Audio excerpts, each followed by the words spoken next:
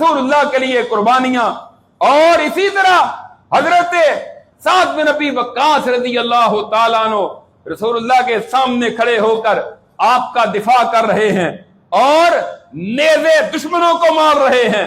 आप फरमाते हैं, इर्मे या साद फिदा का अबी व उम्मी, ऐ साद सारी कायनात तो कहती है कि मेरे माँ बाप मदीने वाले आका आपकी जात पर कुर्बान हो।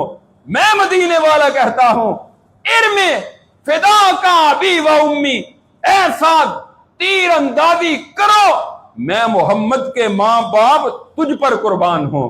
ऐसे ही नहीं कहा, उनकी कुर्बानियां थी, उनके जज्बे थे और उन्होंने अपने सब कुछ दो पर लगाया था, इसलिए कि इस्लाम का दिफा कर सकें, पैगंबरे इस्लाम का दिफा कर सकें। और इसीलिए आपने जब तलहा रज़ी अल्लाह तआला का हाथ देखा था उहद में, छलनी हो गया रसूलुल्लाह का दिफा करते हुए, आपने फरमाया, तलहा तूने तो अपने ऊपर जन्नत वाजिब कर ली है। अल्लाह को तेरा ये अंदाज इतना पसंद आया है कि तूने अपने आप पर जन्नत वाजिब कर ली है। ज़ैद बिन दसना रज़ी अल्लाह तआला अन्हु को शहीद करने के लिए लाया गया।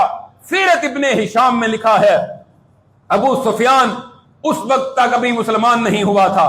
कहने लगा, अब तो सोचते होगे कि तुम्हारी जगह तुम्हारे नबी को यहां कत्ल कर दिया जाता और तुम अपने घर में बैठे होते। कहने लगे, तुमने गलत सोचा है और तुमने गलत समझा है, तुम्हें समझ नहीं आई। मैं तो ये भी पसंद नहीं करता कि अल्लाह के रसूल को एक कांटा चुभ जाए और मैं बच जाऊं, मैं तो इतना भी बर्दाश्त नहीं करता। ये थे उनके जज्बात, ये था उनका अंदाज, ये था उनका तरीका। और फिर उनकी रसूलुल्लाह से बेमिसाल मोहब्बत और बेमिसाल इताअत और फर्मा बरदारी। आज जरा यहां रुक कर सोचिए, हम अल्लाह के रसूल की कितनी इताअत और फर्मा बरदारी करते हैं। एक तरफ बीवी बच्चे आ जाएं, उनकी गलत फरमाइशें पूरी होती हैं, अल्लाह के रसूल के अहकामात को नजरअंदाज कर दिया जाता है।